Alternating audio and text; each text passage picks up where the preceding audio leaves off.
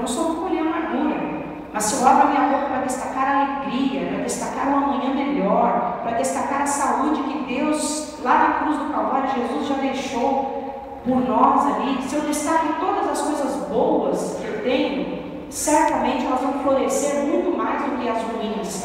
Eu não estou dizendo que as ruins não vão florescer. Sim, elas vão. Mas se for em menor proporção, nós já estamos no lucro.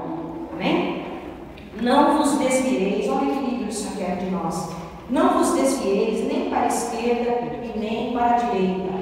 Nem para a esquerda e nem para a direita. Eu estou equilibrado. Em todas as palavras está implícito, e agora é explícito, que nós devemos ser equilibrados, além de otimistas.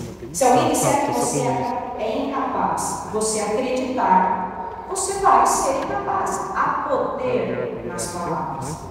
Agora, se alguém disser que você está ou é ou será incapaz de fazer, eu rejeito essa palavra de derrota em nome de Jesus Cristo.